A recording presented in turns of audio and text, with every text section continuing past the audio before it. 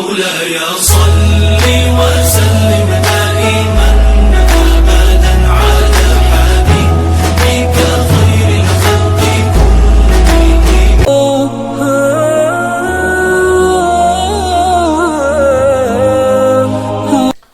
بسم اللہ والصلاة والسلام علی رسول اللہ. محترم سامعین و ناظرین، السلام علیکم ورحمۃ اللہ وبرکاتہ. امید ہے کہ آپ سب بخیر و عافیت ہوں گے. اللہ تعالیٰ آپ سب کو اپنے حفظ و امان میں رکھے. جیسا کہ آپ جانتے ہیں کہ ہم نے حروف تہجی مفردات کے 2 سبق آپ کے سامنے پیش کیے. انشاءاللہ آپ سب نے بخوب سمجھا ہوگا، ان حرفوں کو جانا ہوگا. انشاءاللہ آج ہم حروف تہجی یا مفردات کے باقی حروف آپ کے سامنے پیش کرنے والے ہیں، اور یہ مفردات کا آخری سبق ہوگا. تو انشاءاللہ بالتفصیل آپ کو سمجھایا جائے گا کہ حروف تہجی جو باقی رہ گئے ہیں پچھلے 2 سبقوں میں، تو انشاءاللہ ان کو آپ کے سامنے تفصیل کے ساتھ رکھا جائے گا. ان کی شکلیں آپ کے ذہن نشین کرائی جائیں گی، اور ان کے مخارج اور ان کو ادا کرنے کا طریقہ آپ کے سامنے رکھا جائے گا. تو انشاءاللہ ہم بورڈ کی طرف چلتے ہیں اور آپ کو بورڈ پر ہی بتا دیں گے کہ یہ حروف کیسے ادا کیے جاتے ہیں. تو یہ آپ کے سامنے ہمارا بورڈ ہے. اس پہ ہم نے باقی حروف تہجی جو رہ گئے تھے وہ آپ کے سامنے ہم نے اس بورڈ پہ لکھ دیے. تو آپ پہلے ہم ان حرفوں کو دہرائیں گے، ان کی آواز آپ کے سامنے پیش کریں گے. تو یہ فا، اس کو کہیں گے فا، قوف، کیف، لام، میم، نون، واو، ہا، حمزہ، یا. تو یہ ان کو ملا کر کل ہو گئے 29 حروف، کیونکہ عربی کے اندر کل 29 حروف ہے. انشاءاللہ ان کے مخارج بھی آپ کو آگے بالتفصیل دکھائیں گے بورڈ پہ اور سمجھائیں گے بھی. تو سب سے پہلے ہم لیں گے فا کو. فا، جب ہم فا کو ادا کریں گے تو فا کو ادا کرتے وقت ہمیں دھیان رکھنا چاہیے کہ اوپر والے جو 2 دانت ہیں ثنایا علیہ، ان کو ہم نیچے والے تر ہونٹ سے ملائیں گے. فا، فا، فا، فا، فی، فو، اف، اف، اف. تو دھیان رہے یہاں پر زور سے نہیں ملانا ہے. اوپر والے جو دانت جو ہے نیچے والے تر ہونٹ سے ہمیں زور سے نہیں ملانے، بلکہ آہستہ سے ملانے ہیں. فا اس طرح نہیں کرنا ہے. یا ہم فا کو ادا کرتے وقت دونوں ہونٹوں کو ملائیں گے، ایسا بھی بالکل نہیں کرنا ہے. فا فا یہ کہیں گے نہیں، بلکہ فا فا فا. تو اس کے بعد ہم لیں گے قوف کو. قوف جو ہے یہ زبان کی جو جڑ ہے وہاں سے ادا ہو جائے گا. قوف قوف قوف قوف. دھیان رہے یہاں پر قاف کو بھی ہم نے موٹا پڑھنا ہے. یہ ہوئے کل 7 حروف: خا، غین، طا، وا، صاد، ضاد اور قاف. یہ کل ہو گئے 7 حروف. ان 7 حروفوں کو ہمیں موٹا پڑھنا ہے. انشاءاللہ آگے بالتفصیل ان کو الگ سے سمجھایا جائے گا. ان حرفوں کا کیا نام ہے، ان کے قواعد کیا ہیں، قاعدے کیا ہیں، انشاءاللہ آپ کو بالتفصیل سمجھائیں گے. تو کاف جو ہے ہمیں زبان کی جڑ سے اس کو ادا کرنا ہے اور موٹا بھی پڑھنا ہے. قاف قاف قاف. قل هو اللہ قل هو اللہ. موٹی آواز سے ہم نے اس کو پڑھنا ہے. یہاں میں آپ کو ایک اور بات بتانا چاہتا ہوں کہ کچھ لوگ یہ سمجھتے ہیں کہ حرفوں کو موٹا پڑھنا یا حرفوں کو باریک پڑھنا یہ کہاں سے ہے، اس کی کچھ ضرورت نہیں ہے، بلکہ اس کی بہت زیادہ ضرورت ہے. کیوں؟ اگر ہم حرف کو موٹا پڑھیں گے، جس حرف کو باریک پڑھنا ہے اس کو موٹا پڑھیں گے، تو اس کا جو معنی ہے وہ خراب ہو جاتا ہے، تبدیل ہو جاتا ہے. یا جس حرف کو ہمیں موٹا پڑھنا ہے اس کو باریک پڑھیں گے تو اس کا بھی معنی خراب ہو جائے گا. مثال کے طور پر ہم لیں گے قل. इस कुल का मतलब है कहो, कहना, और हम लेंगे छोटे काफ से कुल, तो इस कुल का मतलब है खाना, खाओ, खाओ। इस कुल का मतलब है कहो और इस कुल का मतलब है खाओ। तो कितना बड़ा फर्क है कि अगर हम छोटी आवाज से पढ़ेंगे तो यह कुल हो गया, और अगर मोटी आवाज से पढ़ेंगे तो यह कुल हो गया।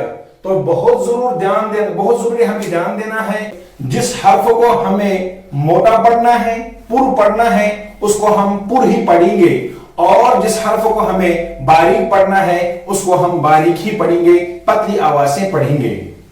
तो इसके बाद हम लेंगे काफ, छोटा काफ है काफ। ये कहां से अदा हो जाएगा? जहां से कौफ अदा हो गया, जहां से हमने कौफ को अदा किया उसके थोड़ा ऊपर से, जुबान की जो जड़ है उसके थोड़ा ऊपर से काफ अदा हो जाएगा। काफ काफ काफ, का की कू, का की कू। इसको बिल्कुल पतली आवाज से पढ़ना है। इसमें बहुत ज्यादा गड़बड़ हो रहा है। जो पढ़ने वाले हजरात हैं वो इस काफ और इस काफ को आपस में मिलाते हैं, आपस में बहुत गड़बड़ करते हैं। तो यहां पर बहुत ध्यान देने की जरूरत है। मैंने पहले भी कहा कि इस कुल का मतलब है कहो और इस कुल का मतलब है खाओ। फर्क सिर्फ इतना है कि इसको हमने मोटा पढ़ना है और इसको हमने बारीक पढ़ना है। तो बहरहाल इसके बाद हम लेंगे लाम।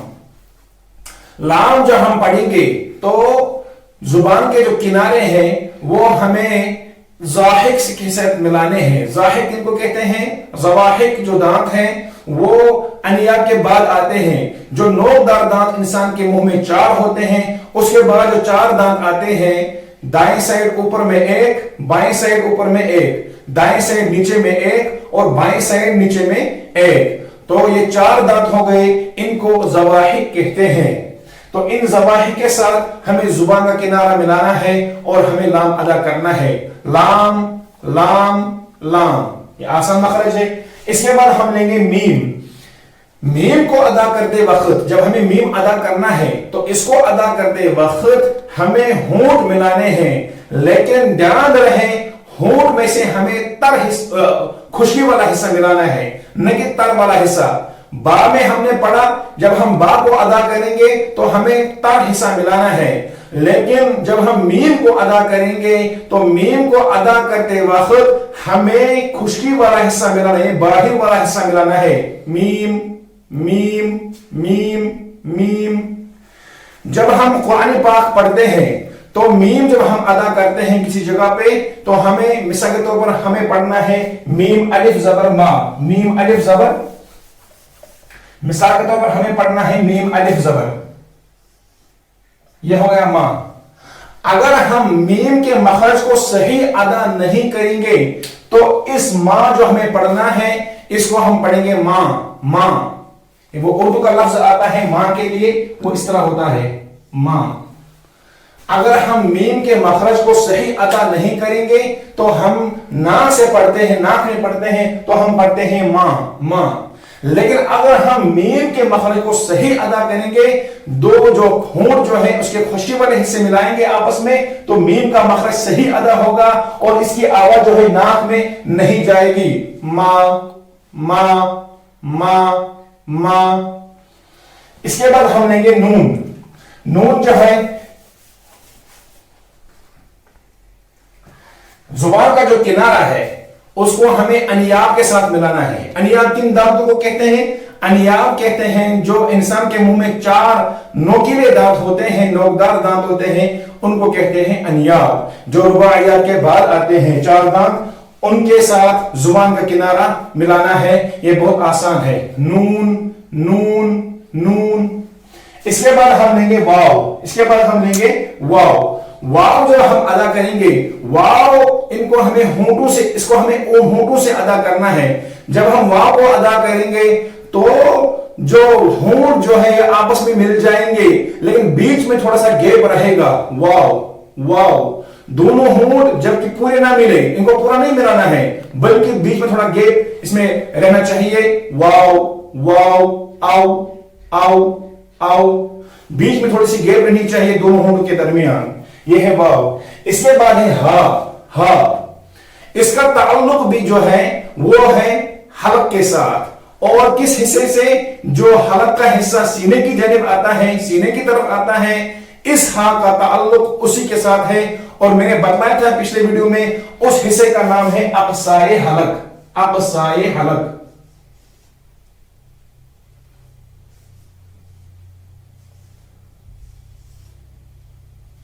اقصائے حلق اس کا نام ہے.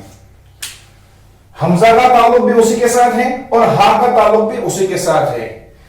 اوپر والے حصہ جو منہ کی جانب ہے اس کو کہتے ہیں ادنائے حلق, بیچ والا حصہ اس کو کہتے ہیں وسط حلق, اور آخری حصہ حلق کا جو ہے سینے کی جانب اس کو کہتے ہیں اقصائے حلق. وہاں سے ہا ادا ہو جائے گا اور وہاں سے حمزہ بھی ادا ہو جائے گا. جیسے ہا ہا ہا, یا ہمیں ہا نہیں کرنا ہے, ہا وہ تو ہے وسط حلق, بلکہ یہاں پہ ہمیں کرنا ہے ہا اہدینس اہدینس اہدینس ہدل للمتقین ہدل للمتقین. اس طرح حمزہ بھی ہے. اس کے بعد ہم لیں گے یا. یا کو جب ہم لیں گے کہتے ہیں کہ یا کا جو مخرج ہے وہ جیم کی طرح ہے, شین کی طرح ہے. وہ ہمیں کیا کرنا ہے کہ زبان کا جو بیچ والا حصہ ہے اس کو ہمیں اوپر کے تالوں سے ملانا ہے. تو ہو گیا یا زبر یا آئی, حمزہ یا زبر آئی. تو یہ ہو گئے کل حروف تہجی جو 29 حروف ہے, یا مفردات جو 29 حروف ہیں. ان کو ادا کرنے کا طریقہ, وہ کس طرح ادا کرنے ہیں, وہ کس طرح پڑھنے ہیں, میں نے آپ کو سمجھا دیا. مجھے امید ہے انشاءاللہ آپ کے سمجھ میں اچھی طرح آیا ہوگا. انشاءاللہ ثواب کی نیت سے اس کو آگے شیئر کرتے جائیے تاکہ باقی لوگوں کو بھی فائدہ ہو. السلام علیکم ورحمۃ اللہ وبرکاتہ.